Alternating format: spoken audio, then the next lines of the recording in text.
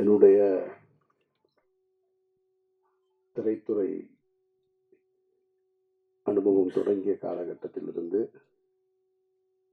அரசியல் பேசிய காலகட்டத்திலிருந்து நான் சந்தித்திராத ஒரு புதிய மேடை இது. எனக்கு ஒரு புது அனுபவம் இந்த மேடை. படம் பற்றி பேசுகிறதா, நடந்துட்டு இருக்கிற பிரச்சனை பற்றி பேசுகிறதா, இந்த இக்கட்டான சூழலில் என் மீது பேரன்பு கொண்டு இந்த விழாவுக்கு வந்திருக்க என்னுடைய நட்புகளை பற்றி பேசுவதா அப்படின்னு எனக்கே ஒரு பெரிய குழப்பம்தான் இருக்குது. இப்போ வரைக்கும் இந்த செகண்ட் வரைக்கும் பிளாங்காக தான் இருக்கேன். என்ன பேச போகிறோம். ஒன்று மட்டும் தெளிவாக தெரியுது. நான் யார் அப்படின்னு இப்போ நான் என்னென்னு யோசிச்சுக்கிட்டே இருந்தா, ராமாயணத்தில் வருகின்ற சீதையும் நானும் கிட்டத்தட்ட உடன் பிறந்தார்கள் போல. அவர் அக்கினியில் மிதந்து தன்னுடைய கற்பையை நிரூபித்தார். அவராவது ஒரு முறை நிரூபித்தார். நான் வாரம் நிரூபித்துக் கொண்டே இருக்கிறேன்.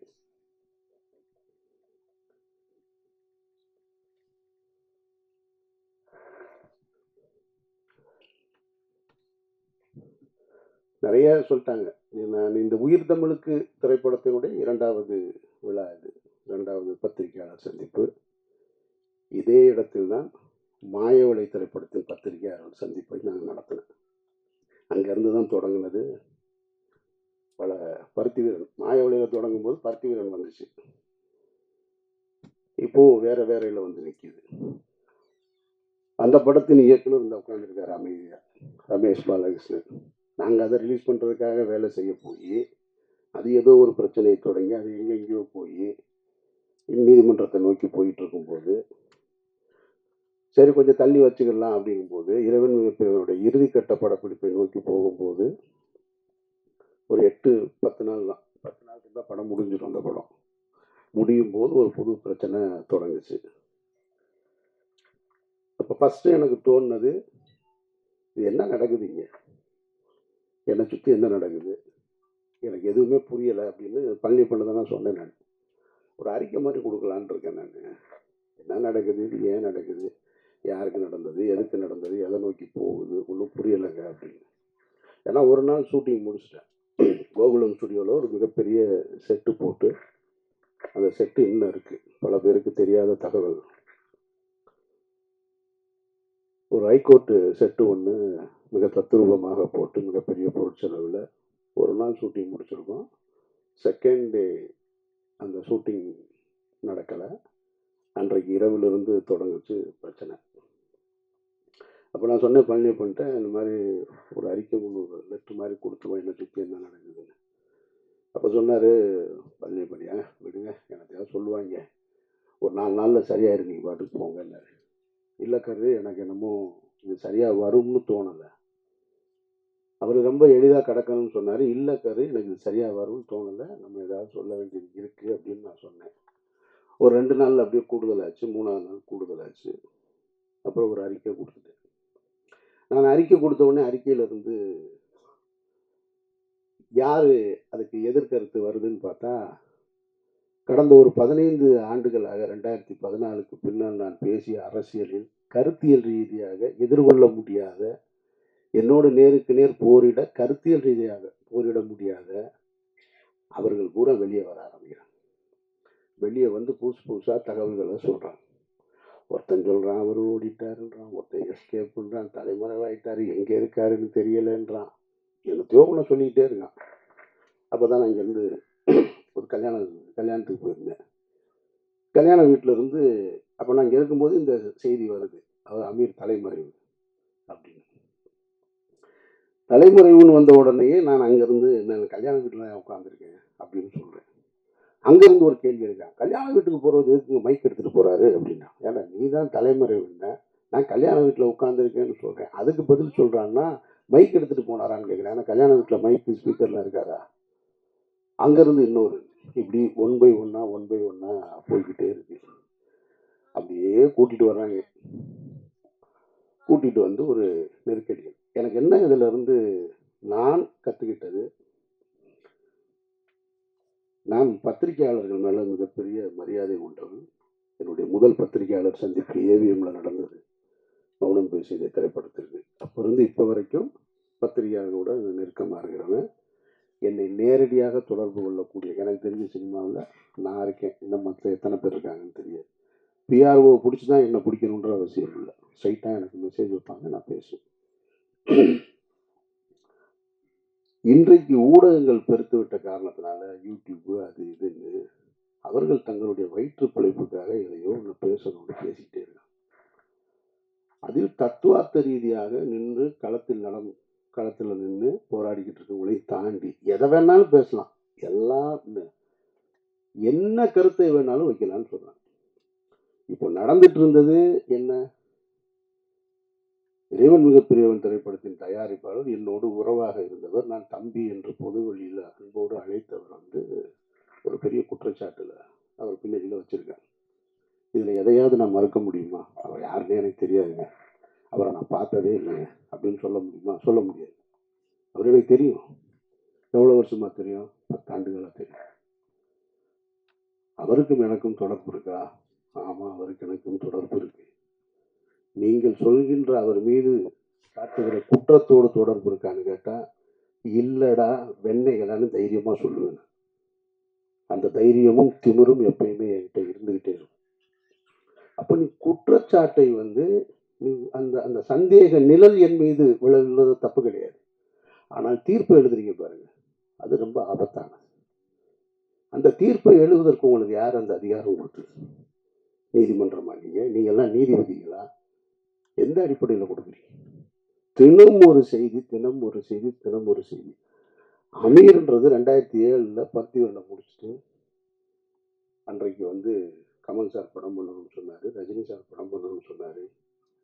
நான் ஹீரோக்களோடு பயணிக்காம நான் ஒரு பாதையை தேர்ந்தெடுத்து நான் எனக்கான வாழ்க்கையை வாழணும்னு வாழ்ந்துட்டு இருந்தேன். பணம் சம்பாதிப்பதா எனக்கு நோக்கம்.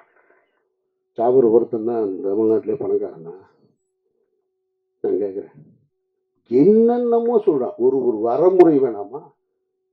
அவர் போடுற டிஷர்ட் 5000 ரூபாங்க. சாப்பர் வந்ததுக்கு அப்புறம் தாங்க அவர் வாழ்க்கை அப்படி ஆச்சு. டேய், அவன் வந்தது எனக்கு 2014. நான் 2004 படம் எடுத்தேன் தெரியுமா? ராம்னு ஒரு படம். இதே பழனியப்பன் தான் சொன்னார் அவருடைய ஒரு நிகழ்ச்சியில. எனக்கு தெரிஞ்சு தமிழ்நாட்டில் யாரும் செய்ய மாட்டாங்க. விரும்மாண்டி படம் திரைப்படத்தை பார்க்கறதுக்காக ராம் ஷூட்டிங்கை நிறுத்திட்டு கீழே வந்து மதுரை அம்பியா தேட்டரில் விரும்மாண்டி படத்தை பார்த்துட்டு போய் 2 லட்ச ரூபா செலவு பண்ணுவேன் நான். என்னை பற்றி என்ன தெரியும் உங்களுக்கு? அவர் வந்த நம்ம திரைத்துறைக்கு வந்திருக்கோம். திரைத்துறைக்கு வந்த உடனே என்ன செய்வோம்? தொடக்க காலகட்டத்தில் எப்படி கஷ்டப்பட்டோம் அவர் சொன்னார் இல்லையா?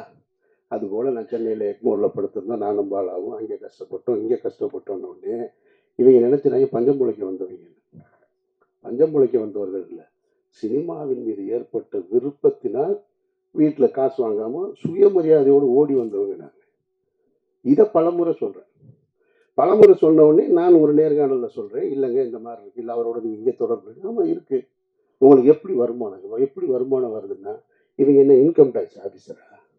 இடி டிபார்ட்மெண்ட் ஆகுங்க. இவங்களுக்கு நான் வருமானத்தையும் சொல்லணுமா? இது என்ன நியாயம் இருக்கு? ஒருத்தர் குற்றவாளி, குற்றம் சாட்டப்பட்டவர், அவரோட நீங்க தொடர்புல இருந்திருக்கீங்க, உங்களுக்கு அவருக்கு என்ன இருக்கு அப்படின்னு கேட்டப்ப சொல்ல போறோம். அவ்வளவுதான். நான் என் கூட பிறந்த அண்ணன் இன்னைக்கு கான்ட்ராக்டரா இருக்காரு, ஒரு அண்ணன் லாயரா இருக்காரு. அவர்கள் சொத்து வாங்கினா கூட நீங்க எப்படி வாங்கணும்னு போய் கேட்பேன் நான். எங்க அண்ணன் கான்ட்ராக்டர், என்ன கான்ட்ராக்டர்னு கேட்டா, இப்ப அவர் என்ன டெண்டர் எடுத்திருக்காருன்னு கேட்டா எனக்கு தெரியாது. இன்னொருத்தருடைய விஷயத்தை தெரிஞ்சுக்க வேண்டிய அவசியம் எனக்கு இங்க இருக்கு. அது எது தேவையா எனக்கு? பழனியப்பன் சொன்ன மாதிரி நானும் அவரும் ஜனாவும் பேசியிருக்கோம். எதையாவது பேசியிருக்கோமா? நீங்க என்ன பண்றீங்க, நீங்க என்ன பண்றீங்க, அதெல்லாம் எங்க வேலை கிடையாது. நான் எப்படி இருக்கிறேன்? நான் ஒரு இறை நம்பிக்கையோட இருக்கேன். அவர் ஒரு பெரியாரிஸ்டா இருக்காரு, ஜனநாதன் ஒரு கம்யூனிஸ்டா இருக்காரு. 3 பேரும் ஒன்னா இருந்தோம். என்றைக்காவது வேற ஏதாவது நாங்கள் கருத்துக்களை பேசியிருக்கோமா? பணம் எப்படி சம்பாதிக்கிறேன்னு? பணம் சம்பாதிக்கிறதுக்காக வரல. நான் பணம் சம்பாதிக்கிறதுக்கு நான் வரல. என் வாழ்க்கையை என் விருப்பம் போல வாழணும்னு இந்த நிமிஷம் வரைக்கும் நான் ஆசைப்பட்டுக்கிட்டு இருக்கேன். சொன்னாங்க பாருங்க, இந்த படத்துக்கு பின்னாடி நான் நிறைய படம் பண்ணுவேன் அது இதுன்னு. நான் இப்பவும் சொல்றேன், நான் இந்த படத்தை நம்பி இல்லை, உயிர் தமிழுக்கு நம்பி இல்லை, மாயவளையை நம்பி இல்லை, இறைவன் மிகப்பெரியவனை நம்பி இல்லை, சந்தனத்தேவனை நம்பி இல்லை. நான் ஒரு மனிதனா வாழணும்னு ஆசைப்பட்டு என்னுடைய கடைசி காலம் வரைக்கும் நான் விரும்பிய வாழ்க்கையை வாழணும்னு ஆசைப்படுறேன். என் வாழ்க்கையை நான் அப்படித்தான் பயணிக்கிறேன் நினைக்கிறேன். சினிமாக்காரனாம பயணிக்கணும், பெரிய தொழிலதிபராக வாங்கணும், கார் வாங்கணும், பங்களா வாங்கணும், ஒரு நாள் ஆசைப்பட்டதில்லை. சிக்கலான காலகட்டத்தில் இப்போ நீங்கள் எல்லாம் சொல்லியிருப்பாங்க, அவருக்கு ஒருத்தன் சொல்கிறான் 10 ஆண்டுகளாக அவருடைய குடும்ப செலவு பூரா அவர் தான் பார்த்துக்கிறார், ஒருத்தன் ஆஃபீஸ் அவர் தான் ரன் பண்ணுறாங்க, என்னென்னமோ சொல்கிறேன். இந்த இருக்கான் எங்கள் அண்ணன் இந்த கூட்டத்துக்குள்ள எங்கேயோ உட்காந்துருக்கான். அவன் கேட்குறான், இல்லையா கடந்த 10 நாள் நான் என்ன செஞ்சுட்டு இருக்கேன் தெரியுங்களா?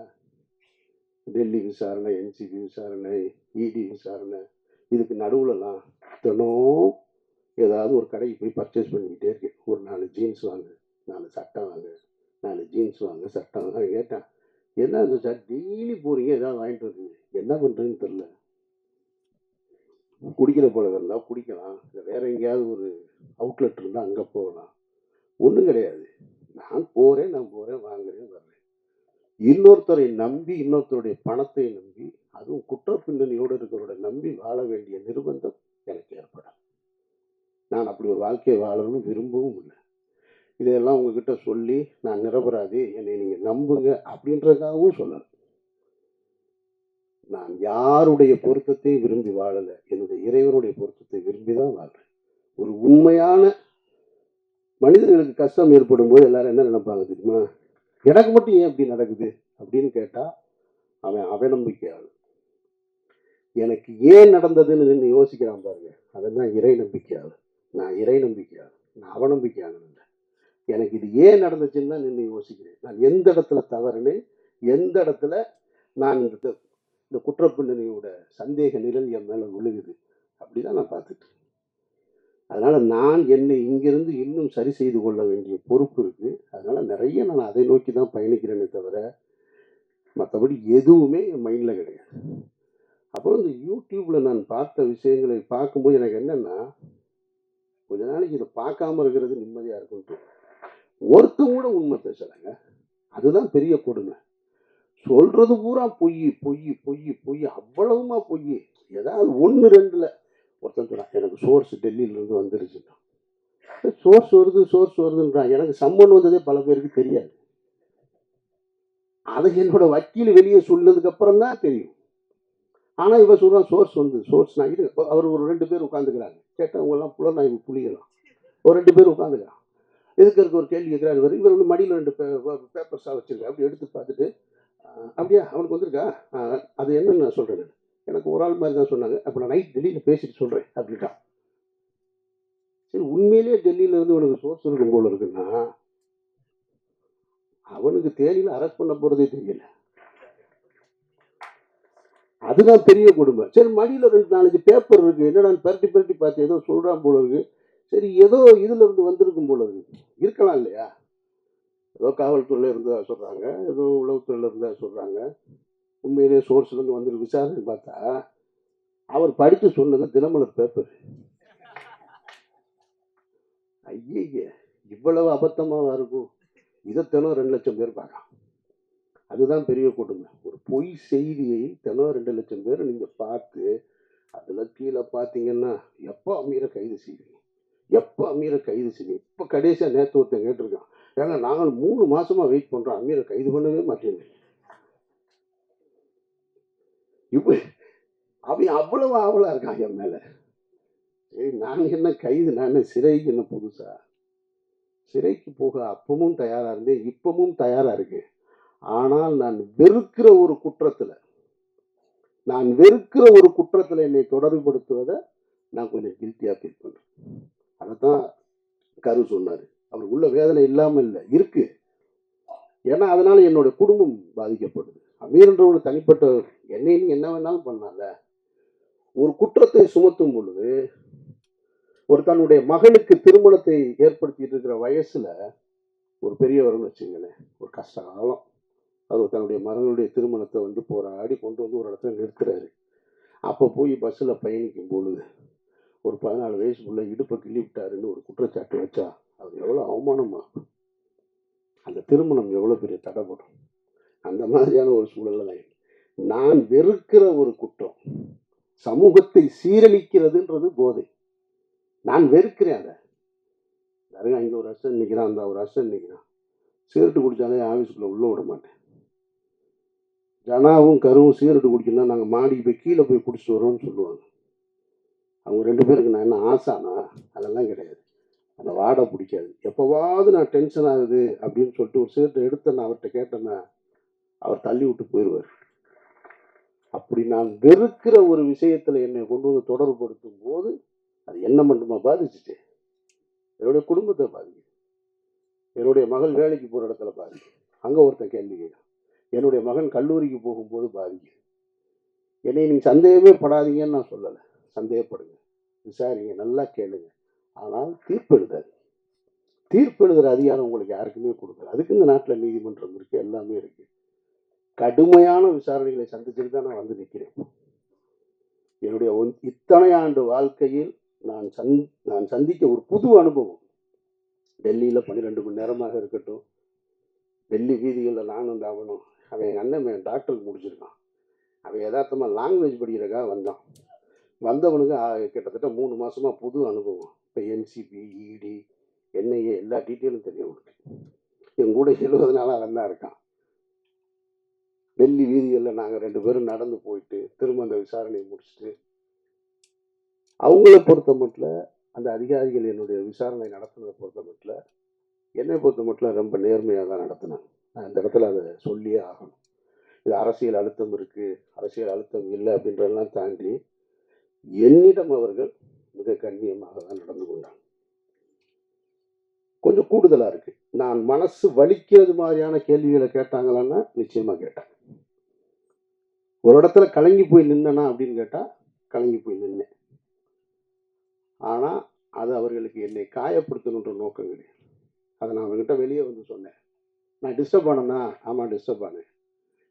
நான் வேதனைப்பட்டேனா ஆமா வேதனைப்பட்டேன். நான் சஃபர் ஆனேன்னா ஆமா பட்டேன். ஆனா அவங்களுடைய டியூட்டி அது, அவர்களுடைய வழக்கமான டியூட்டி. அப்ப எப்படித்தான் குற்றவாளியை கண்டுபிடிப்பாங்க?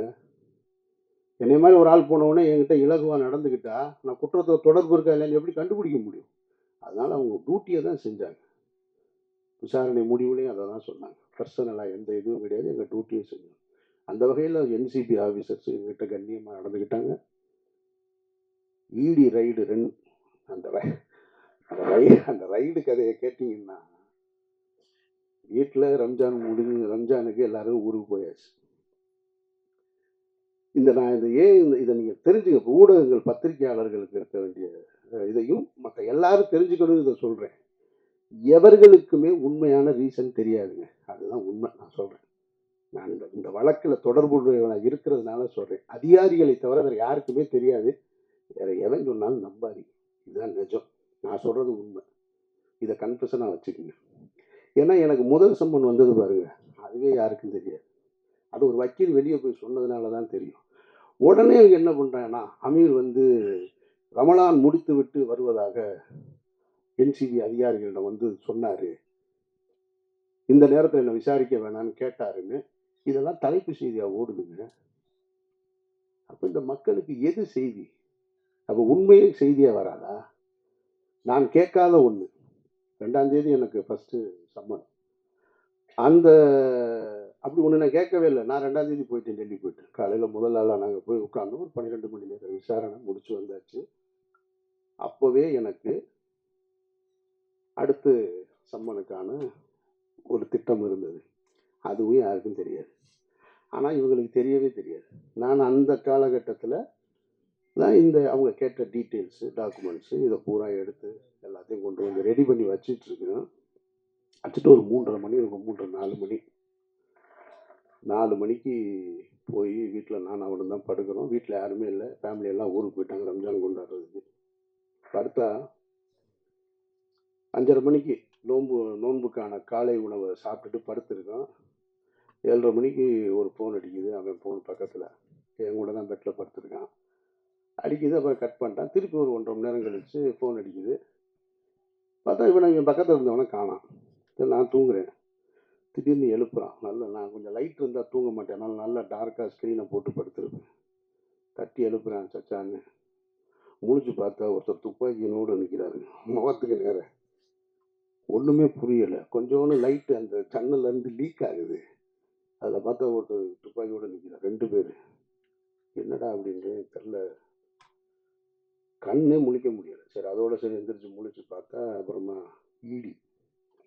இடி ஆஃபீஸர்ஸ் வந்திருக்காங்க. இது என்னுடைய வீட்டில்.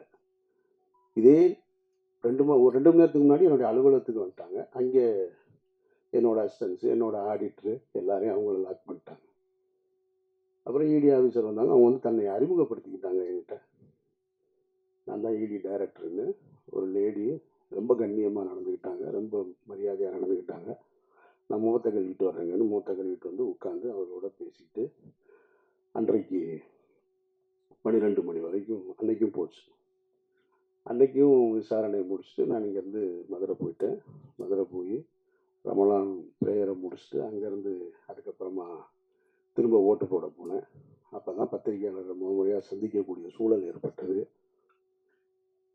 அதுக்கு பின்னால் இப்போ வரைக்கும் நான் சொல்கிறேன். இதை ஏன் சொல்கிறேன்னா, இதன் பிறகும் எனக்கு ஒரு சம்மன் வந்திருக்கு. இந்த புலனாய்வு புலிகள்லாம் எங்கே போனாங்கன்னு தெரியல. நீ உண்மையிலே சோர்ஸ் உனக்கு சொல்லுதுன்னா, உனக்கு உண்மையிலே செய்தி வந்திருக்குன்னா, எனக்கு சம்மன் வந்தது ஏன் யாருக்குமே தெரியலை. நான் பர்பஸாக சொல்லவே இல்லை. என்னதான் நடக்குதுன்னு பார்ப்போம். எவன் தான் கண்டுபிடிச்சி சொல்கிறான்னு பார்ப்போம். ஒருத்தர் சொல்லணும்ல, ஆமாம் அன்னைக்கு வந்திருக்குன்னு. அந்த சம்மனுக்கும் போய் 10.5 மணி நேரம் நான் விசாரணை முடிச்சுட்டு தான் இங்கே வந்திருக்கேன்.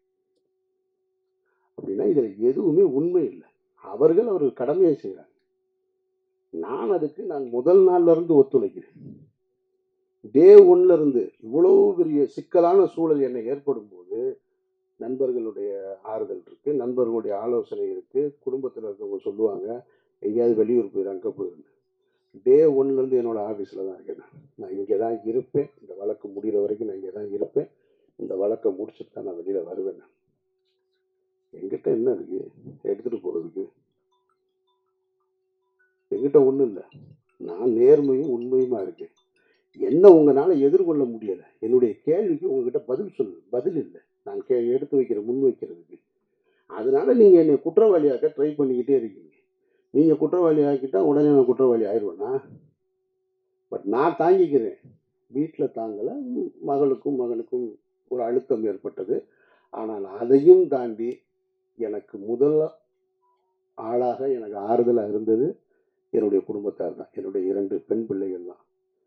தைரியமாக இருங்க, நீங்கள் உங்களுக்கு என்ன பிரச்சனை அப்படின்னு சொல்லி எப்போதும் போல என்னுடைய வீட்டை ஒரு சின்ன ஒரு சலசலப்பு கூட இல்லாமல், ஒரு சங்கடம் கூட இல்லாமல், ஒரு சஞ்சலம் கூட இல்லாமல் வச்சிருந்தது என்னுடைய குடும்பத்தார். அதற்கப்புறம் என்னுடைய நண்பர்கள் தான்.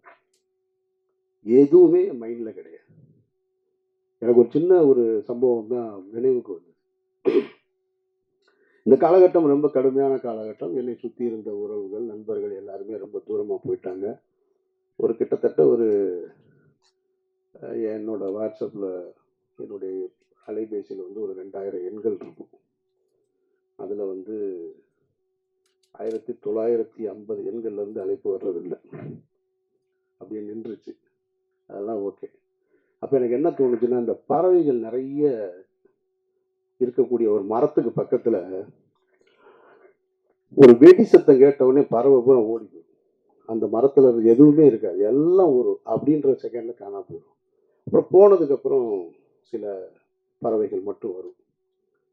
சில முதல்ல இருந்த 500 இருந்துச்சுன்னா வராது, ஒரு 50 தான் வரும். அதுபோல் என்னுடைய வாழ்க்கையில் எனக்கு நடந்த இந்த நிகழ்வில் டமால்னு ஒரு வெடி சத்தம் கேட்ட உடனே டமால் எல்லாரும் ஓடிட்டாங்க. அப்புறமா அந்த பறவை போல 9 மணிக்கு மேலே ஃபோன் பண்ணால் எடுக்க மாட்டார். ஒரு நாள் 12 மணிக்கு கூப்பிடுறாரு. ஒரு 10 நாளைக்கு முன்னாடி. என்ன சார் 12 மணி? எனக்கு பதட்டத்தில் தான் ஃபோன் எடுத்து, ஏன்னா 12 மணிக்கு கூப்பிட்றாரு அப்படின்னு சொல்லிட்டு. நீங்கள் ₹1,00,000 கொடுத்தாலும் வரமாட்டார் 10 மணிக்கு மேலே. என்ன சார்? இல்லை, படுத்த தூக்கமே வரல, எனக்கு உங்களை பற்றின நினைவாகவே இருக்குது, இவ்வளவு பிரச்சனைகள் எப்படி நீங்கள் அப்படின்னாரு. சார் நீங்கள் ஏன் சார் அதை நினச்சிக்கிட்டு 12 மணி வரைக்கும் தூங்காமல் இருக்கீங்க? தூங்குங்க சார் அப்படின்னு சொல்கிறேன். சரி நீங்கள் என்ன செய்றீங்க, எங்கே இருக்கீங்கன்னாரு. நான் திருநெல்வேலிக்கு ஒரு கல்யாணத்துக்கு போயிட்டுருக்கேன் சார். ஓ! உன்னைய நினைச்சு நான் தூங்காம இருக்கேன். நீ கல்யாணத்துக்கு போயிருக்க. வேற என்ன சார் சொல்றீங்க? ஒரு நண்பரு ரொம்ப விரும்பி கூப்பிடுறாரு. நான் பாட்டுக்கு போயிட்டு வருவோம் பெண்ண. நான் கார்ல கல்யாணத்துக்கு போயிட்டுருந்தேன். அதனால நான் என்னுடைய வாழ்க்கைய தான் வாழ்ந்துட்டு இருக்கேன். இந்த வழக்கு அது இது இதெல்லாம் வாழ்க்கையில இதுவும் கடந்து போகும்னு நான் ரொம்ப நினைக்கிறவன். அதனால இது யாரையும் குற்றம் சொல்வதற்காக இல்ல. இதுவும் கடந்து போகும் தான் என்னை பொறுத்த மட்டும். எல்லாத்தையும் பார்க்கணும் நானு. இதையும் பார்த்துக்கிட்டு இருக்கேன். அந்த வகையில தான் நான் பார்த்துட்டு இருக்கேன். விசாரணையில என் மீது எந்த அழுத்தமும் கிடையாது. என்னை விசாரித்த என்சிபி அதிகாரிகளாக இருக்கட்டும், இடி ஆபீசர்ஸாக இருக்கட்டும், மிக கண்ணியமாக நடந்துக்கிட்டாங்க. அவர்களுக்கு என்னுடைய நன்றியை நான் தெரிவிச்சுக்கிறேன். மற்றபடி இந்த படத்தை பற்றி சொல்லணும்னா, இன்னைக்கு காலையில் ஒரு விமர்சனம் பார்த்தேன். ஒரு முக்கியமான ஒரு யூடியூபருடைய விமர்சனம் ஒரு திரைப்படத்தை பற்றி. அதில் ஒரு வரி சொன்னார் அவர். இந்த படத்தை வந்து நாங்கள் இது பெரிய கலைநயத்தோடு இருக்கோம், இது பெரிய காவியமாக இருக்கும்னு நினச்சலாம் நாங்கள் உள்ளே வரல. போனால் 4 இடத்துல சிரிச்சுட்டு வரலான்னு நம்பித்தான் வந்தேன். கடைசியில் அதை கூட ஏமாற்றிட்டாங்க அவங்க அப்படின்னு ஒரு வரி. அந்த வரி எனக்கு ரொம்ப பிடிச்சிருந்தது. அதனால இந்த படமும் பெரிய கலைநயத்தோடு இருக்கும், காவியத்தோடு இருக்கும்னா வர வேணாம். ஆனால் 4 இடம் சிரிக்கலான்ற நம்பிக்கையோடு வாங்க. அதுக்கு இந்த படம் உத்தரவாதமாக இருக்குது. இப்பவும் இந்த மாதிரியான ஒரு சூழல்ல, அதுதான் ரொம்ப முக்கியமாக நான் நன்றி சொல்ல வேண்டியது இருக்கு. இந்த மாதிரியான ஒரு சூழல்ல என்னோடு உறவு கொண்ட, என் மீது நம்பிக்கை வைத்து, என் மீது அன்பு கொண்ட நண்பர்கள் என் கூட நிற்கிறது போல, இவ்வளவு ஒரு சிக்கலான காலகட்டத்தில் இந்த திரைப்படத்தை வந்து திரையரங்கி கொண்டு வருவதற்காக முழு முயற்சி எடுத்த ஆடம்பரவாதற்கு என்னுடைய நன்றி. ஏன்னா என்னுடைய மாயவளை வருமா இல்லையான்னு எனக்கே தெரியல. இன்னும் நானும் கவலைப்படல, என் டைரக்டரும் கவலைப்படல. நாங்கள் பாட்டுக்கு இருக்கோம். வரட்டும், வரும்போது பார்த்துக்கிறோம். மாயவளை படம் பிரபு பார்த்துட்டாப்புல, பேசும்போது மறந்துட்டாப்புலன்னு நினைக்கிறேன் நான். ஆமாம். மற்றபடி சாந்தினி அது எப்பயுமே இப்படிதான் சிரிச்சுக்கிட்டே இருப்பாங்க. நல்ல ஒரு இன்வால்மெண்ட் உள்ள ஒரு ஆர்டிஸ்ட்டு. நல்ல இன்னும் எனக்கு ஒரு தனிப்பட்ட முறையில் ஒரு ரசிகனா என்கிட்ட இந்த படம் எப்படி இருக்குன்னு கேட்டிங்கன்னா, அவர் தயாரிப்பாளர் கோச்சிக்க மாட்டாருன்ற நம்பிக்கையில் சொல்கிறேன். நான் ராம் திரைப்படத்தை எடுத்துட்டு அந்த திரைப்படத்தை அன்னைக்கு இருக்கக்கூடிய மிகப்பெரிய ஒரு விமர்சகர் வந்து ஒரு தொலைக்காட்சி பேர் சொல்லலை, நீங்கள் யூகம் பண்ணி கண்டுபிடிச்சிருவீங்க. அவர் பண்ணுவார். ஒரு டிவியில் வந்து பண்ணிகிட்டு இருக்கும்போது ராம் திரைப்படத்தை என்கிட்ட, அதாவது படங்கள் வந்து முதல் வாரம் விமர்சனம் பண்ணாதான் அதுக்கு பேர் விமர்சனம். என் படத்தை 5வது வாரத்துக்கு விமர்சனத்துக்கு கூட்டு போகிறார். நானும் சரி அவர் மேலே இருக்கிற மரியாதையில் பெரிய பத்திரிகையாளர், பெரிய தொலைக்காட்சின்னு அவரை நம்பி போகிறேன். அவர் என்னை வந்து அவருடைய அறிவை பூரா என் மீது திணிக்கிறார், தன்னுடைய புத்திசாலித்தனத்தை எல்லாம். இந்த படத்தை நீங்கள் வந்து அது ஒரு ஆல்பர்ட் தட்டில் வச்சு அப்படி நான் அவர் நடந்து போயிட்டே இருக்கிறோம், இந்த மாதிரி எடுத்துட்டு இருக்காரு. அவர் கேட்குறாரு, நான் பதறி போய் பதில் சொல்வேன்னு அவர் நினைக்கிறாரு. இந்த படத்தில் இந்த இடத்த தப்பு பண்ணியிருக்கோம், இப்போ சரியாக பண்ணியிருக்கோம், அந்த மாதிரி எதுவும் உங்களுக்கு தோணுதான்னாரு. சார் தப்பாக தான் சார் பண்ணியிருக்கேன், இது என்ன தோணுதான்னு வேற கேட்குறீங்க. அவர் ஒன்று இல்லை இல்லை ரெக்கார்ட் ஆகிக்கிட்டு இருக்கு, நீங்கள் மாற்றி சொல்லலான்னாரு. நான் ரிசல்ட்டு தான் சார் சொல்கிறேன். படம் வந்து தொண்டியில் தூக்கிட்டாங்க. ராமநாதபுரத்துக்கு பக்கத்தில் இருக்க தொண்டியில் படம் 3வது வாரமே எடுத்துட்டாங்க ராமு. இவர் 5வது வாரம் விமர்சனம் பண்ணிட்டு இருக்கு. இனிமேல் நீங்கள் பண்ணுனா என்ன, பண்ணலன்னா எனக்கு என்னங்க இந்த படம்னு கேட்டேன் நான். அவர் வந்து முதல் வாரம் பண்ணின படத்தை இப்போ நான் சொல்ல முடியாது, பெரிய சர்ச்சைக்குள்ள வந்து நிற்கும். அந்த படம் ஒரு வாரத்திலே தூக்கிட்டாங்க. அந்த படத்தை தான் முதல் வாரத்துக்கு கொண்டு வர்றாரு. அவரு ஒரு நேர்மையான விமர்சகர் அப்படின்னு அவரே சொல்லிக்கிறாரு. அப்புறம் பருத்தி வீரனுக்கும் அதே பத்திரிகையாளர்கிட்ட பருத்தி வீரனை சந்திக்கிறேன். பருத்தி வீரன்லையும் கேட்குறாரு, இந்த படம் வந்து நீங்கள் வந்து ஒரு ஆர்ட் ஃபார்மில் எடுத்து, அதாவது ஒரு ஆர்ட் பிரச்சனை என்னன்னா, என்னுடைய பெயர் பிரச்சனை உங்களுக்கு, என்னுடைய சிந்தனை பிரச்சனை உங்களுக்கு, அதுதான் பிரச்சனை. அங்கேருந்து தான் தொடங்குறாங்க. இது வந்து ஒரு ஆர்ட் ஃபார்மில் இருக்கிற மாதிரி இருக்குது இது வந்து அப்படின்னு. சார் பக்கா கமர்ஷியல் படம் சார் இது அப்படின்னு. இல்லை இல்லை அப்படி சொல்லலாமா நீங்கள் அப்படின்னாரு. ஏங்க 10 பேர் சேர்ந்து கிராமத்துலன்னா ஒருத்தனை தாக்கணும்னா உடனே நினைச்சான்னா தாக்கிடலாம். என் படத்துல குஸ்தி களத்துல சண்டை நடக்குது, ஒருத்தன் டைவ் அடிச்சு வர்றான், ஒருத்தன் இப்படி சுத்தி வர்றான், அப்படி சுத்தி வர்றான். இது கமர்ஷியல் படம் சார். அப்படி சொல்லுவீங்களா நீங்க? என்ன கமர்ஷியல் படம் எடுத்தா கமர்ஷியல் படம் தானே சொல்ல முடியும். நானா அதை ஆர்ட் ஃபிலிம்னு சொல்லிக்கிறதா, கிளாசிக்னு, வேர்ல்டு கிளாசிக்னு சொல்லிக்கிறதா? மக்கள் சொல்லணும். நான் சொல்லி என்ன செய்ய? அதுபோல இந்த படத்தை பார்த்து சாந்தினி நீ காலையில பார்த்துட்டு சூப்பரா இருக்கு, நாங்க அண்ணாச்சி பார்த்துட்டு நல்லா இருக்கிறேன், நீங்க சொல்லி என்ன செய்ய? இந்த காசு ஏதாவது வரப்போகுது ஆரம்பாவுக்கு? இவங்க 2 பேரும் சொல்லிக்கிறாங்களா படம் சூப்பரா இருக்குன்னு? அவரும் உடனே கேட்டுட்டு சாந்தினியே சொல்லிட்டாங்க படம் நல்லா இருக்குன்னு. ஒரு ஏரியா வேணா வாங்கிக்கிற சொல்லுங்க. அண்ணாச்சிக்கு வேணா சிட்டியை எழுதி கூட. காசு மக்கள் பார்த்து சொல்லணும். அப்ப என் பார்வையில உயிர் தமிழுக்கு இன்னும் சரியா வந்திருக்கணும்னு நான் ஆசைப்படுறேன். ஆனாலும் பழனியப்பன் சொன்னது போல இவ்வளவு காலகட்டத்துக்கு நடுவில் அந்த படத்தை சரியாக எடுத்து கொண்டு வந்து திரைக்கு கொண்டு வந்து சேர்க்கறதே பெரிய விஷயம். இதில் பணம் வருது வரலை அதெல்லாம் இல்லைங்க பிரச்சனை. ஒரு வேலையை எடுத்துக்கிட்டோம், அதை செஞ்சு முடிச்சோன்னு இருக்குல்ல, அதில் தான் ஒரு மனிதனுக்கு வெற்றி. அந்த அடிப்படையில் நான் இந்த படத்தில் நான் ஒத்துக்கிட்டு உள்ளே நடிக்க வந்தேன். நடிகனா என்னுடைய பங்களிப்பை செஞ்சேன். அது நல்லா இருக்கு நல்லா இல்லை, எனக்கு பிடிச்சிருக்கு பிடிக்கல, அதெல்லாம் இல்லை முக்கியம் இல்லை. என் வேலையை நான் சரியாக செஞ்சுருக்கேன். ஆதம்பாவை ஒரு படத்தை எடுக்கணும்னு வந்தார், உறுதியாக நின்று கடைசி வரைக்கும் அந்த படத்தை கொண்டு வந்து சேர்த்துருக்காரு. இதுவே உங்களுக்கு வெற்றி தான். பணம் அப்புறமா எப்போ வேணாலும் சம்பாதிச்சிங்க. ஸோ அந்த வகையில் இது 10ஆம் தேதி இந்த படம் திரைக்கு வருது. உங்களுடைய வாழ்த்துக்களோடும் மற்றபடி ஒன்றும் இல்லை.